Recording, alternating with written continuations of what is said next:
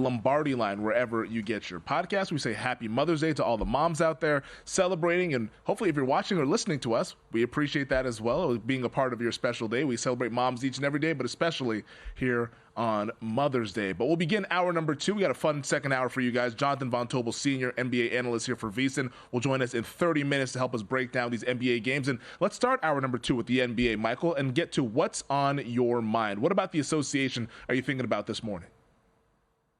Well, happy Mother's Day to all the mothers, especially the mother of my family, Millie, who's done an incredible job of raising 2 boys while I was working all the time, and appreciate all those efforts. And the mothers that aren't with us, we certainly miss them and remember them today. But I thought yesterday, I just sat there, I sat my fat butt on the couch and I watched the NBA, both games, right? Mm-hmm. And I watched them Friday night, too, in between serving Bill Berman drinks, which is, the perfect thing to do. Must have been busy. As he keeps saying, can I help you? But there's never any help. Anyway, because he has a drink in his hand. But besides that problem, the reality here is the NBA has becoming back to when I was growing up, the 80s, and the physicality. And you're asking yourself, isn't that a foul? And so I started, after watching the games, I did a little research. And what's on my mind is apparently the NBA has told teams the path plays. And what that means is the defender now is allowed to maintain the path he's on. Earlier in the year, the offensive player could just dribble into the defender and the contact would be deemed a foul. Now they're saying that's not. They're saying they're not calling that anymore, which explains a lot of the things that I thought were fouls that aren't fouls anymore. Mm-hmm. Now, one of the things that's pretty clear is they don't call this on Alexander, right? Joe Gobbs, the official, I think John Gobble, his name is. He called 3 fouls in the fourth quarter, all of them on the player guarding Gilgeous-Alexander on this clear path that was supposed to not be called. So there's a little bit of, some players are getting it. Luka's not getting it at all. Luka he's getting the crap beat out of him. But I think, to me, that the NBA's physicality that they've allowed to return to the game, I kind of enjoy watching it. I kind of enjoy watching it. And now that it's been explained to me what they're not calling, I understand it better. I just thought it was based on the recklessness and was it the home crowd and all that. But I enjoyed it. I thought the Dallas-Oklahoma game yesterday was physical as hell. I thought they were too harsh on Luka. For a superstar, they made that guy, they beat that guy up like crazy. But this is why they're doing it. It really has been a turn that's happened, I think, since post-All-Star break, but it's ratcheted up even to another level during the postseason because right before the All-Star break, I'm sure you remember this, your guy Embiid went for 70, Luka went for 70 a week later, and then people were asking, hey, what's with all the scoring? Are they the officiating the game poorly? And the NBA secretly, they didn't announce anything. They just secretly said, we're changing everything. We're going to let guys actually defend. We're going to let the physicality happen on the perimeter because they let physicality in the post, but nobody throws the ball into the post anymore, so it's almost pointless. But on the perimeter, you could never touch you could never touch anyone on the perimeter over the last handful of years. It's man, how do you play defense in this league? But then all of a sudden they started to let that stuff happen, which is why post All-Star break there was a run for I think about 10 to 14 days after the All-Star break where almost every under was cashing because the market hadn't caught up. The market wasn't aware that the NBA just flipped the switch overnight and said we're going to let physicality happen, and then the market started to catch up a little bit. But even in the postseason, we've seen quite a bit of unders just because of familiarity and playing the same team over and over, but also they just let so much physicality happen, which I agree with you. As a fan of the sport, I love it. I love the physicality. I love making the guys have to work, showing a little bit of resistance on defense. Now, the problem comes in to where there's certain crews that are still calling the old way. The old, like Tony Brothers' crew, they're still calling the touch fouls. So I as a bettor, you get a little confused of, hey, what should we be paying attention to? What should be, I guess, for the Tony Brothers game, bet the overs perhaps. Maybe that's the look. But some crews are still calling the pre-All-Star break stuff, and most crews, though, are calling the post-All-Star break where they're letting physicality happen on the perimeter.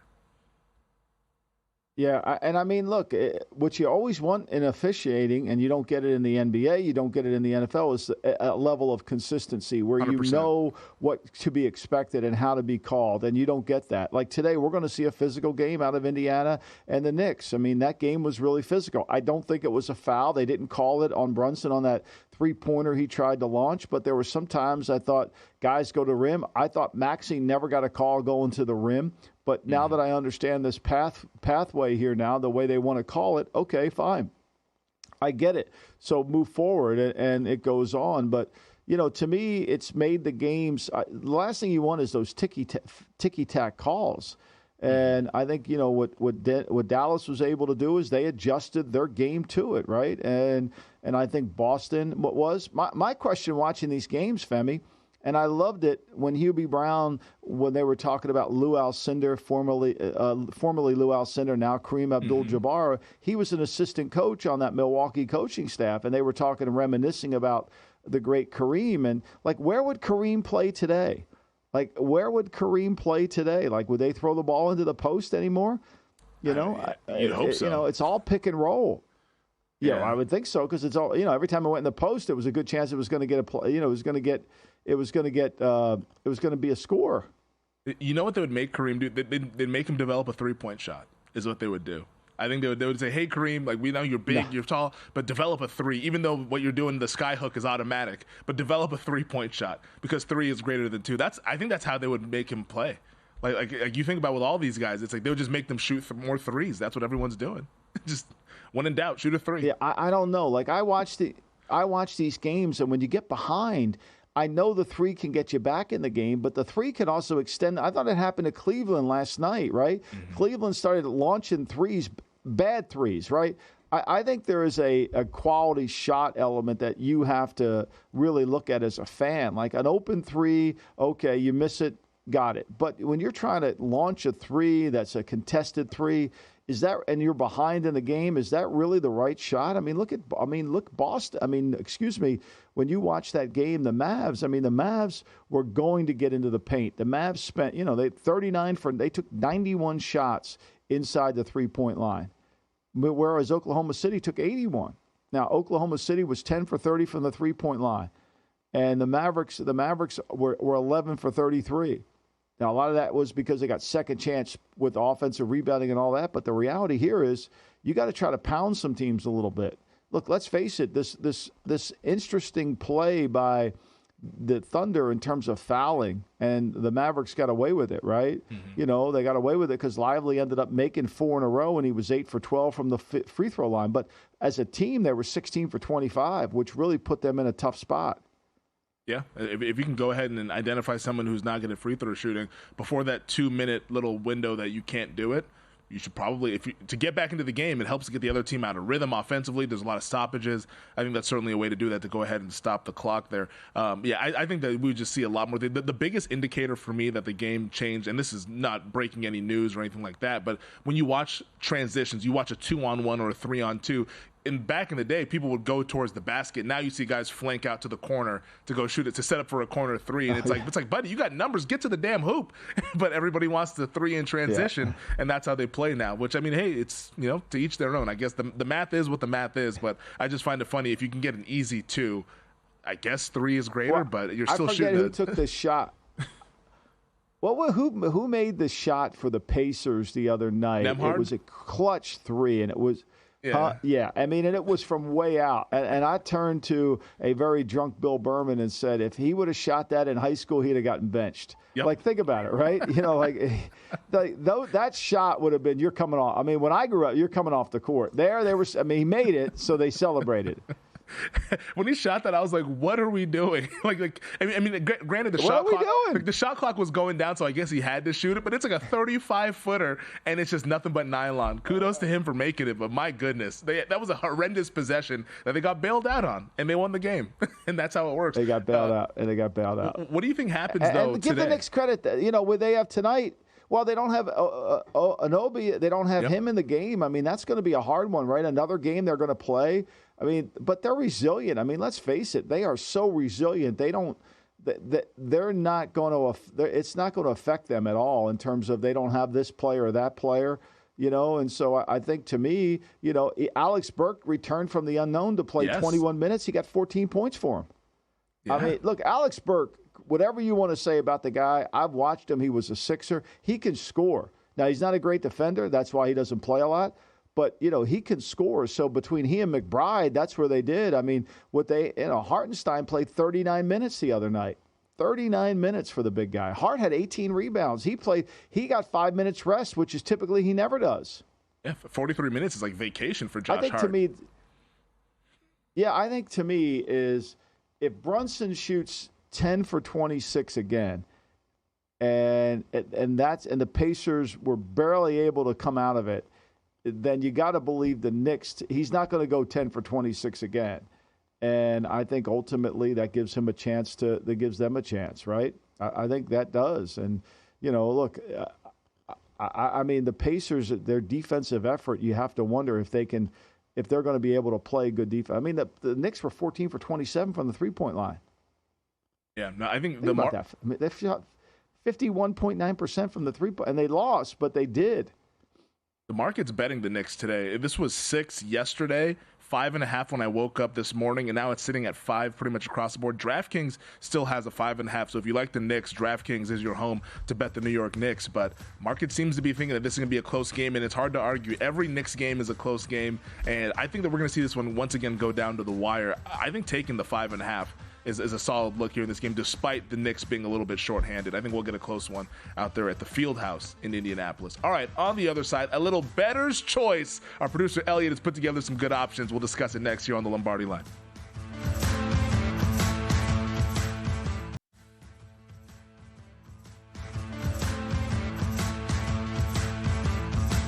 This is the Lombardi Line with former NFL executive Michael Lombardi. Now here is your host, Femi Abebefe, on VSiN, the Sports Betting Network. All right, this is only a limited time, so you got to listen up. We're offering our annual subscription at an unbeatable price. Normally, it's $240. You can now get it for just $199. Sign up today, and we'll also give you an extra 2 months for free. That's 14 months of VSiN Pro access for less than 50 cents a day when you use promo code Lombardi. I mean, this is going to carry you all the way through the PGA season. We got the PGA Championship coming up next weekend, through the Stanley Cup Final, the NBA Finals, through all of baseball season, NFL, March Madness, and we'll be back here again next year with 2 more months on top of that. You're going to get the 19 hours of live programming. You're going to get the betting splits, the betting systems, everything your heart desires to become a better bettor. Become a better at VSiN.com/subscribe. 14 months for VSiN Pro, only $199. Use promo code Lombardi when you sign up. I mean, I can't think of a better deal than that one. Take advantage of it here on this day. Welcome back. This is the Lombardi Line. I mean, Femi, I think to me it's really important that, when you understand and define what you're trying to accomplish. And in the betting market, you are no different than an analyst in the stock market. And so if you don't have enough data, if you're not going through as much information as possible, that was what I really took that when I read Billy Walters' book 2 months ago about how much time he was spending reading through all the clips of local papers, gaining as much information, sorting it through, and having it at his fingertips, not necessarily listening to it, but collecting it and then processing it. And I think that's really, if you want to be successful in betting and you want to make a little bit of pizza money, you're going to need to get some advice, because I can promise you, I'm on top of the NFL every single day, and it's hard. And if you have other jobs, fortunately, it's my job to do that. But if you have other jobs, you know how hard it is to stay on top of that. Yeah, that's perfect. Like for most people who have jobs who are just doing this as a recreational thing on the side, like you don't have the time to network and learn other bettors and say, hey, you tackle college football, I'll tackle NFL, you tackle NBA. We can do all that stuff for you. So VSiN.com/subscribe, $199. It's less than 50 cents a day. Go ahead and help yourself out and subscribe at VSiN.com/subscribe. All right. Michael, our producer, Elliot Bowman's always putting together games for us. And one of our favorite games that we like to play, Bettor's Choice. This one is an NBA, NFL hybrid across a bunch of futures markets. Also have some props involved as well. But the first option is the New York Knicks to win the Eastern Conference at plus 450. Or would you rather bet on the Baltimore Ravens to win the AFC at plus 475? Which one would you like to choose? I think I would rather take the Knicks at plus 450. I think it's going to be hard for Baltimore, and I don't say that lightly. I think obviously they have the MVP from 2 years, even though many thought he might be a wide receiver coming out. Nobody's brought that up in a while, have they? Nobody gets paid for that. If I'd have said that, I would have been ripped for like months, years. I'm still getting blamed for yeah, I'm still getting blamed for Jamarcus Russell, even though I wasn't in the room. I mean, meanwhile, the MVP of the league twice was called a wide receiver, and nobody's mentioned a word to it. But I think there's some concerns about Baltimore in this sense. There's going to be a transitional period, right? They're going to have to get a new right tackle, whether it's Rosengarten or someone else, right? They're going to have to count on Ronnie Stanley playing at a much higher level. They were able to get his reduction of his salary down, right? And so they've got a lot of missing pieces there. I think the addition of Derrick Henry changes their offense into more under center, which I think is a good thing. But defensively, here's the concern. We talked about Mike McDonald going to Seattle and how I thought that was a positive. And Zach Orr only coached in the National Football League for 3 years. He played, but he's only coached for 3 years. And now he's got this huge hole to step into in the shoes of Mike McDonald, who did a wonderful job. That's going to be a hard thing to do.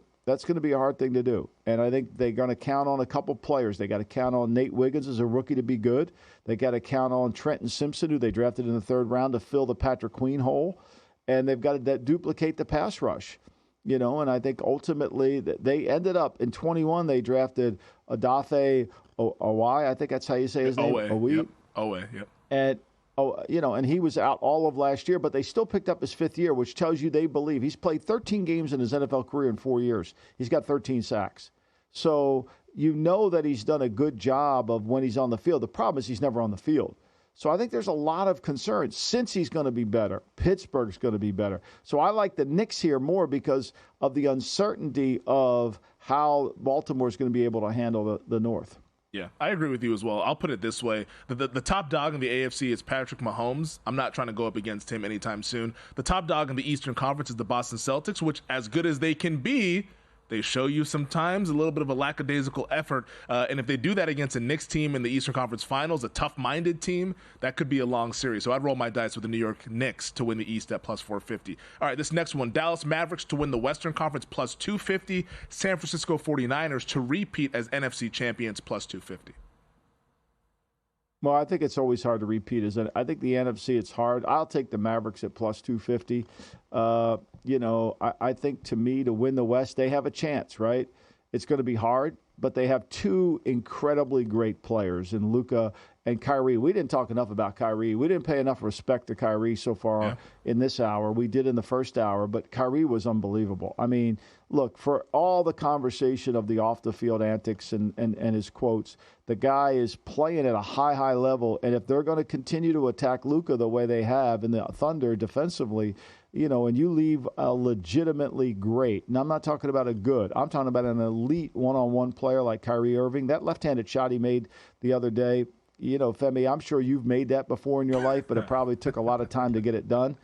I mean, that was an incredible shot, right? And so I think to me, I would go there. I love the 49ers, but I think the West is going to be tougher. I think the NFC is going to be tougher. Green Bay, Detroit, right? Philadelphia. I think it's a hard thing. It's not a knock at San Francisco. I just think the level has been raised. Yeah, I made that shot in the driveway with nobody guarding me before. I don't know if it counts for the same as Kyrie Irving. Well, it counts. Yeah, you made it. Yeah, hang the banner. I would reluctantly go Niners with that one at plus 250. The price is really short, but I just think that the winner of T-Wolves Nuggets is going to win the Western Conference. That's just my opinion, so I wouldn't want to bet that plus 250 on Dallas. This next one, Boston Celtics to win the championship minus 120. They're already odds on, or the Atlanta Falcons to win the NFC South at minus 130.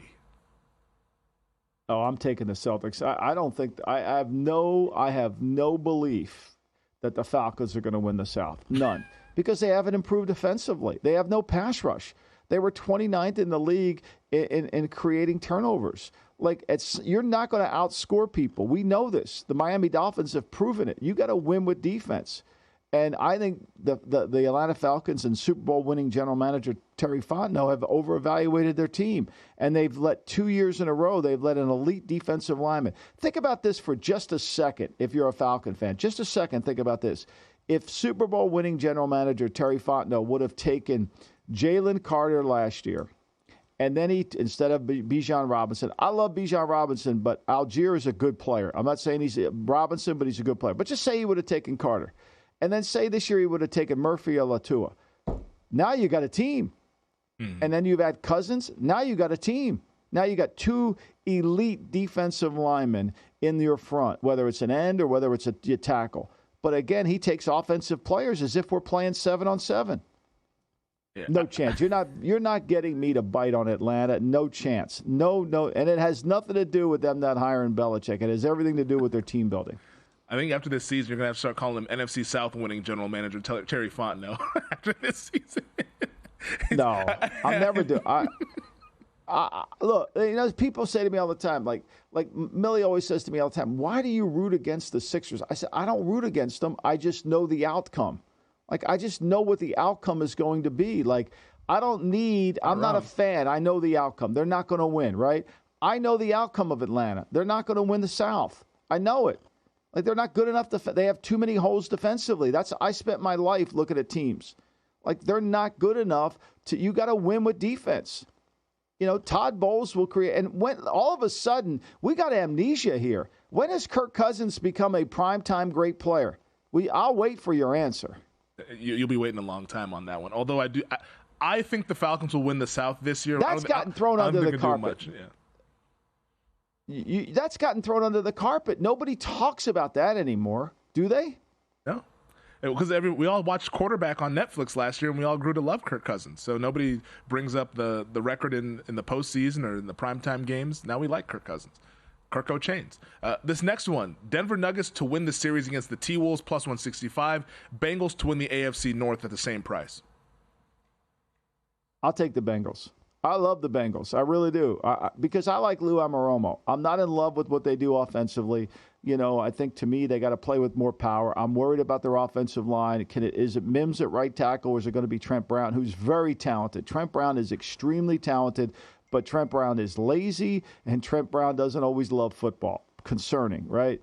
But with Burrow back, Burrow can move this thing. And what I can't see happening, and if I were to advise Zach Taylor, their head coach, Zach, we can't start slow. You better upgrade the preseason a little bit, because you can't be 3-4 in week 8 of the season.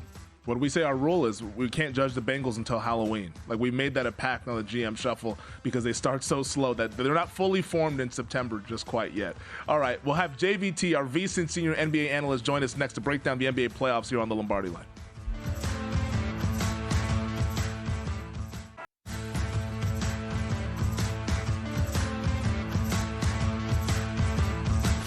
This is the Lombardi Line with former NFL executive Michael Lombardi. Now here is your host, Femi Abebefe, on VSiN, the Sports Betting Network.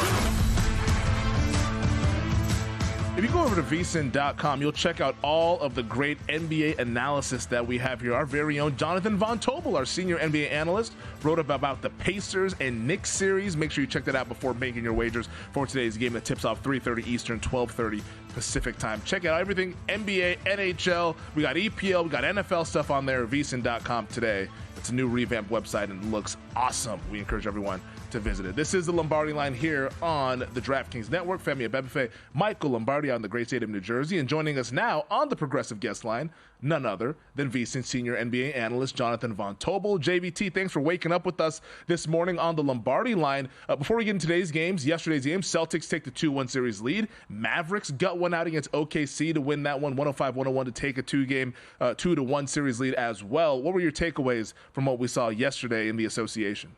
Yeah, I think the Mavericks Thunder series, guys, is pretty fascinating, right? Because if you look at what has transpired over the last couple of games, it's been what we were worried about for the Oklahoma City Thunder. The Mavericks have grabbed over 34% of offensive rebounds available to them. Those are generating second chance opportunities. Those are keeping the small team off of the glass. That's really something we were kind of projecting for OKC, right? Some of the bigger teams were going to be able to do this against them. And it's something that they statistically have willingly given up because they know they have strengths in other areas. In fact, John Hollinger, I would stress anybody go read his write-up there on The Athletic. He put it up about 3 or 4 days ago. But just about how we have these two teams, OKC and New York, who are the opposites of each other, right? New York loves offensive rebounding, relies on it. OKC willingly gives it up because of their lack of size. But it's starting to burn them over the last couple of games. And so you wonder if what the adjustment's going to be for a team that doesn't have a lot of a size to adjust to, right? And that's going to be the other problem. Josh Giddey, their power forward essentially, who gives them some size and some rebounding guys, he's become unplayable. Again, 13 minutes last time out. You're putting Daniel Gafford on him. He's a non-threat on offense. So the Thunder have to really ask themselves some questions as to what they're going to do here as they move forward. And I think that's the big one. And that's why I find that one more interesting, because you expect they're going to be better on offense. You expect guys like Shea and Jelly Williams to be more efficient on offense as well. But that lack of size is starting to turn up, and you wonder if that's going to eventually burn them over the course of the series. But I'd add really quickly, market doesn't seem to mind. Those who set the market have been in on OKC since this thing started. The series price went in OKC's favor. Game 1, the line move went in their favor. Game 2, the line move went in their favor. And here we are again with this line for Game 4, already moving in their favor by a half point, depending on where you look. JVT, Femi and I have been talking quite a bit about the officiating and how they're calling the game and how much physicality is within the game. I mean, what Dort has done to Luka, I thought he should have fouled out in the first quarter, let alone it took him to the fourth quarter to foul out. But what's your perception of how they're calling it now? I mean, it's twofold, right, Michael? First off, I'd say it's enjoyable. It's cool to watch this level of physicality transpire in front of us, in the NBA, especially for those who, really yearn for yesteryear when it comes to the ability to play like that in the postseason. It really captures a lot of those people to watch this sort of play. Having said that, it does make it interesting when you do see, I would say, a smattering of the way it used to be called, right? Before that kind of February-ish time when they really started to change the way they called these games. For example, on Friday night, the Minnesota Timberwolves are a team that I think benefit greatly from the way that these games have been called, or lack thereof, right? They're overtly physical. They can get after you, grab, tug, do whatever, and it really helps them defensively. We saw that in Game 1. We saw it to a point in Game 2 where Jamal Murray got so frustrated he threw stuff onto the court, right? But you saw in Game 3 that when that whistle was a little bit tighter, all of a sudden, Jaden McDaniels has a third foul in the second quarter with about 9 minutes left to go. You're in the bonus with 6 minutes left to go in the first quarter. You have the most fouls called in that game, and all of a sudden, you're not able to play the way that you want to. And I don't think it's the only reason they lost, because their offense was abysmal in that game on Friday. But it does change the way that you want to do it. So, Michael, overall, I think it's a positive. But I do think these officials do have to be consistent, because you're getting these guys used to the way that they're calling these games. And to change even just a little bit all of a sudden is going to throw some of these teams like Minnesota and others, the way they play defensively, off a little bit. But I think overall it's a positive with the way that they've been calling these games. We're hanging out with Jonathan Von Tobel, VSiN and you got senior Scott NBA Foster. analyst. Yes, you took the words right out of my mouth, Michael. We got the extender in the building in Minneapolis. Thank you, Femi. There has to be a follow-through here. Okay, handicap the Denver-Minnesota game with Mr. Scott Foster as the lead official. Yeah, it seems like you're going to have to really, let's say you're going to have to turn it up on offense, because I don't know if you're going to get away with with the way you've been playing the first 2 games of the series, knowing the way that we tend to see these games get called. And you're going to have to, be on your P's and Q's in terms of not getting frustrated, right? Because we, of course, know how Scott Foster operates, too. So for me, and I want to be really clear, because I wrote about this, too. I don't want to blame Friday on the officiating, because if you looked at the way that they played offensively, an offensive rating of well under 95 for Minnesota. If you look at the numbers for the role players, if you will, I think it was Mike Conley, Naz Reid, Jaden McDaniels, and there's one other name that I'm forgetting. Nikhil Alexander-Walker, guys. A combined 2 of 11 from three-point range for the Minnesota Timberwolves. That's 18%. That can't happen, especially in your home building. Those things need to be better. You cannot have an offensive rating of 85 in half-court situations if you're going to win these games. And that was part of the interesting part about the first two games of the series, right, was it looked like they had figured it out on offense. In Game 1, they averaged over 2 points per possession in putting Jamal Murray and Nikola Jokic in pick and rolls. They were going after Murray. They had put him in over 50 ball screen actions in Game 2. They were going after him. That's got to be better. If you're getting open shots, you have to knock them down, and you've got to be better on offense, as do the other role players. So I think the officiating is going to matter. Obviously, Scott Foster's a name we're all going to remember and know, and I think that's going to have some impact on this game. But at the end of the day, officiating aside, Minnesota's got to be better on offense if they're going to win this game. And shockingly enough, right, 2-1, Game 4 at home, it's a really intense game for Minnesota. You could argue a must-win, because you don't want to be tied 2-2 after losing 2 home games going back to Denver. Yeah, it's like you stole home court advantage, and to give it right back, that would be not ideal for the Timberwolves. Also important to note, Jamal Murray, maybe those extra days off, getting 3 days in between, helped out with Jamal Murray being a little bit more explosive in Game 3 than what we saw in Denver. We're hanging out with VSiN senior NBA analyst Jonathan Von Tobel here on the Progressive Guest Line. Check out JVT and all the work he does on VSiN.com, as well as VSiN Primetime weekdays, 6 to 9 Eastern Time here on the Sports Betting Network. How about what we're going to see in Indianapolis? Tony Brothers is the officiating crew. He was the one that did Game 3 between the T-Wolves and Nuggets. Now he's doing Game 4, Knicks, Pacers. The market has since now bounced back to Indiana. We're back to 5.5, total 219. How do you see this one playing out? Yeah, so I took a piece 5.5. Oh, it'll probably close like 5.5. I don't think we get back up to 6, but we'll see what happens here.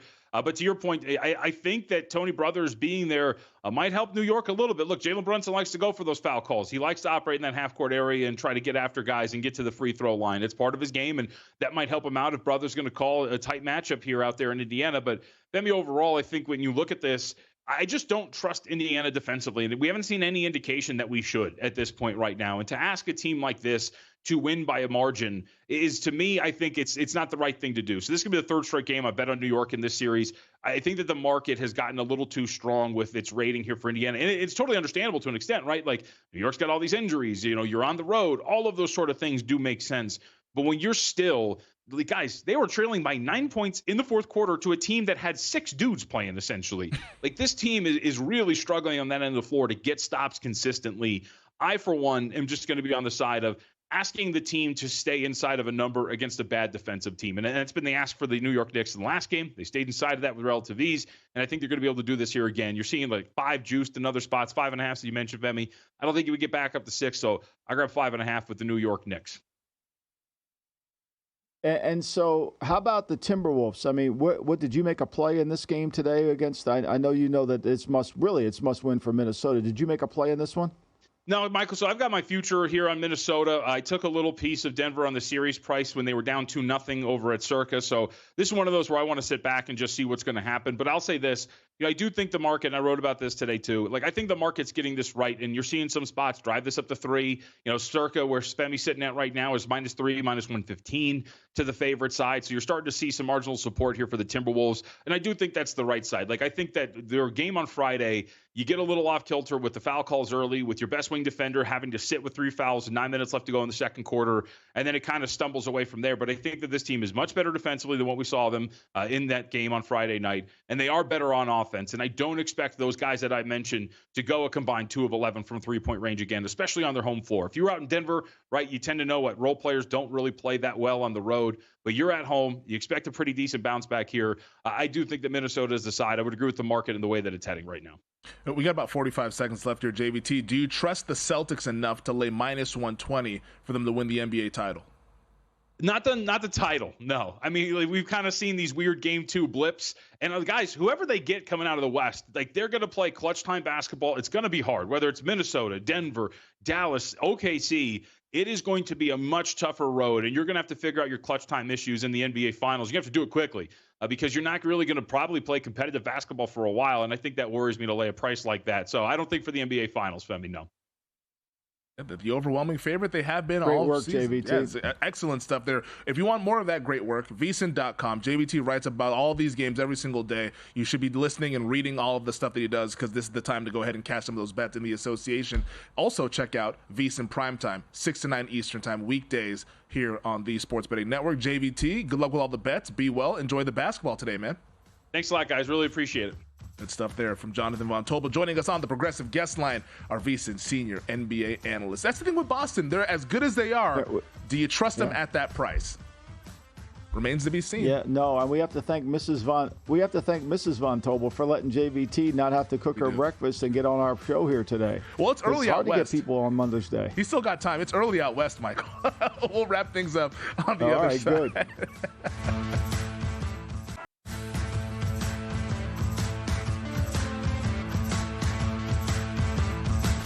This is the Lombardi Line with former NFL executive Michael Lombardi. Now here is your host, Femi Abebefe, on VSiN, the Sports Betting Network. The NBA playoffs are heating up, and so is the action at DraftKings Sportsbook, an official sports betting partner of the NBA. New customers bet $5 to get $150 in bonus bets instantly. Download the DraftKings Sportsbook app now and use code VSiN only on DraftKings. The crown is yours. Welcome back. It's the final segment of the Lombardi Line here on the DraftKings Network. Femi Abebefe, Michael Lombardi. Thank you to Jonathan Von Tobel, our VSiN senior NBA analyst, who joined us in the last segment. JVT always strong with his analysis. Make sure you check out all of his work at VSiN.com as well if you're betting the NBA. I guess this is a time for us, Michael, to give our final thoughts before we get into some more NFL news and notes. Our final thoughts on what we think is going to happen in these NBA games later on this afternoon and in the evening. We'll start off with this Knicks and Pacers game. We're back to 5.5 in some spots, total 219, with some interest now coming in late here on the Pacers as we sit here about 4 hours to tip. You know, I mean, look, you have to marvel at the Knicks and their rotation and the heart of their team in terms of the minutes they play, losing players. As JVT said, I mean, they're up 9 in the fourth quarter with a chance to win that game without OG, you know, and so I think I'm going to take the points here. They just have such a resiliency, and at the end of the day, Indiana's defense is always a concern. You know, it's always a concern. So I think I would like to take the points. But I'm always nervous about when is that fatigue ever going to set into the Knicks? You know, when are they going to be exhausted? I just don't think Brunson's going to go 10 for 26 from the floor again. Yeah, I mean, if it was going to set in, wouldn't it have set in by now? It feels like they just have the never-ending engine that's going on at the New York Knicks. Yeah, I mean, that's what I keep saying. Like, at what point and actually, they got more rest in this game without him. You know, he played Burks. You know, he put Precious into the starting lineup. He only played 22 minutes. But, look, this is resilient. Although they shot well. It wasn't a question of that. It's just a question of can they close the game out? And, you know, and how are they going to call the fouls on Brunson that he seems to always get called?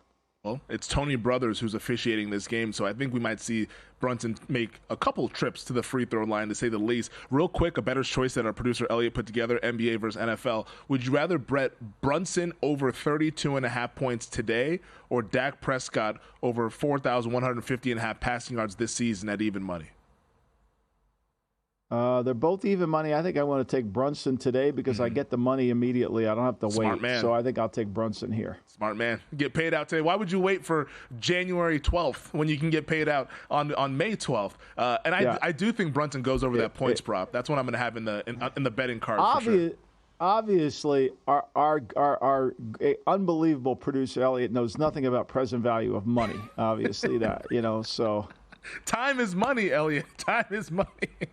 You got to factor that in. The opportunity cost. If you tie it up with Dak, you can't bet on other stuff. So let's go ahead and bet this Jalen Brunson right now. 32.5. I'm going over that one as well. I also, as you, I do like the Knicks in this game today. I'll put a bet on that one at 5.5. It's going to hang out here in 5.5. I'll grab Knicks plus 5.5. I think you can do worse things than just betting the underdog the rest of the games in this series. I think that even like when New York is favored, when we go back to Madison Square Garden for Game 5, I'm sure they'll still be in that 5-6 point range like they were in Games 1 and 2.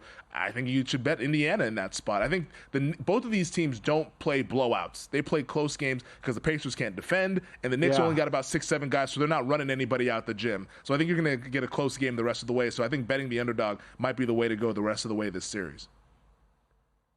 Yeah, I agree. I mean, every time you think it's something, it's always a close game. There's been no separate. It goes down to the last 5 minutes of the fourth quarter, and Brunson has been able to make those shots. Now, he didn't in this game. He made that great three, but he wasn't able to get the three off in a decent look to tie the game up. What about Game 4 tonight in the Western Conference semifinals? T-Wolves with a 2-1 series lead. They're now laying 3 at home, total 204.5. Michael, I think whoever wins this game will win the series in Minnesota later on tonight. Yeah.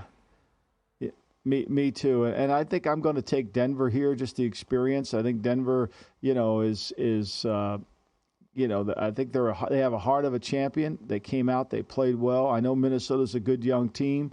But I think I'm going to lean Denver here just to take the points. I'm going to follow the Femi Abebefe, take the underdog, take the points, make it a close game. I'm going to follow that program. Any money line for you? Plus 120? I don't bet. So it's just like, to me, I don't feel great about the bet, though. I got to be honest. I don't see how anybody could feel good about betting it. Because Minnesota is so damn good, and they had a bad game. It's the first time they didn't cover. It's the first time they didn't win in the playoffs. So is that trend going to continue? I think they're young players. Look, they're not young. I mean, Gobert's an older player. Karl Anthony Towns has been playing for a long time, and Anthony Edwards is clearly going to be. But as JVT said, when Jaden McDaniels gets his third foul early, all of a sudden the game changes. I have no confidence in it. I'm just taking the points. I could see Minnesota winning. I just think Minnesota is really good, and you can't overlook them, just like Oklahoma City Thunder. But the void in Oklahoma City Thunder is they're one player short. I think what JVT said is true. Yep. They don't have a power forward that can dominate the game with size. That's the hardest thing to get in the NBA is somebody who is 6'9", who can run run the floor like LeBron, who can do all and rebound and do that. When you don't have that, when you have Josh Giddey trying to play that role, it always creates a mismatch. It's like, again, it becomes back to football. When you don't have a great 3 technique on defense, it's hard. It becomes painful. You've got to substitute to get a rusher in. When you have a 3 technique that can win first, second, and third down against any formational group, it really changes your defense.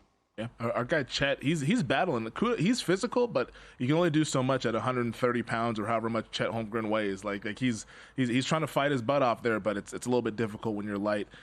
Beating him up on the glass there, the Dallas Mavericks are. In this Denver-Minnesota game, I'm invested in the Nuggets as I made the bet for them to win the series when we had TG on Monday. So I had that. Like that's sort of my bet for this game. So I'm just going to go ahead and let that one ride.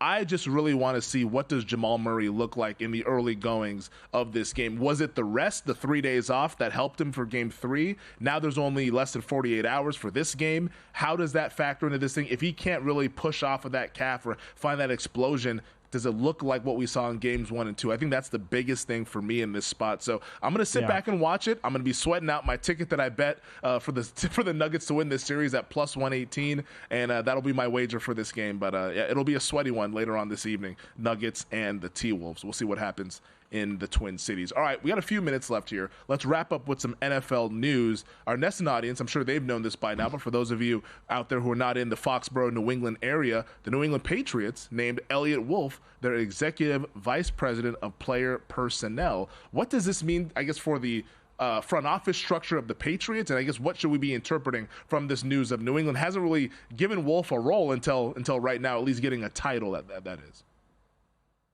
Well, he's had this role all along, and I'm happy for Elliott, and I think Elliott will do a really good job. He's a good evaluator of talent. You know, clearly, I think what we have seen from the Patriots since Bill Belichick has left is they have now become a collaborative effort. I think when you look at Jaheim Bell the other day on head coach Mayo, he said, I didn't even know he was a head coach until they told me. He was like one of the players. You know, I like coaches like that. They hang out with the players and around the building. This is the complete opposite of what they had before. So Elliott will run the personnel department, but there's a collaboration. I think you have certain people involved. Jonathan Kraft is ultimately the final voice along with Robert Kraft. I mean, they're going to run the team. They can say they're fans, but they're going to run the team. And when and all the decisions are going to be made of a collaborative effort that goes towards there. And Elliott's going to have to report to somebody as we move through it. And I think same thing with Mayo. I think Mayo has decentralized everything. As he said this week, you know, Alex Van Pelt's running the offense. I mean, I think I saw Mayo walk on the field. I didn't even think he had a sheet in his hand. You know, the defense is going to be run. The offense is going to be run. The King game, he's going to be overseeing the team and trying to spread the happiness and the joy that is going to try to permeate through the building because everybody felt they worked too hard. It was too hard under Bill. We'll see how long that lasts. That never works. I just want you to know that, but we'll see how long it goes. We're going to, I guess, work efficiently, I guess is what they're saying. But, I mean, who knows? We'll see how this plays out. In the statement, yeah.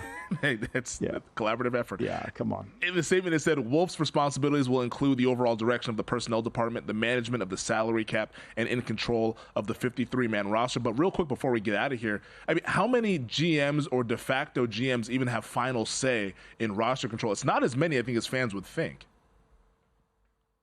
Yeah, no, because, I mean, look, it's such a fallacy who has control of the 53. There's 60-some players on the team. You can only dress 46. Like, who's deciding on what 46 to dress? That's key. And then player 47 to 60 should be the development of the team. It shouldn't be just guys to hang around. So, you know, I'm happy for Elliott. I think Elliott deserves this role. I think he'll do a really good job. I think the coaches are really tasked here to come together and really formulate the team because Mayo's just going to be the overseer.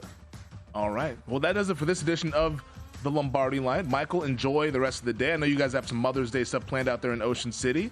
Enjoy it. Absolutely. Have some fun. For our producer, Elliot Bowman, the entire crew behind the glass. Too. I'm Femi Bebefe saying good luck with all the bets. The Handle with Matt Brown and Mike Somich is up next here on VSiN, the Sports Betting Network.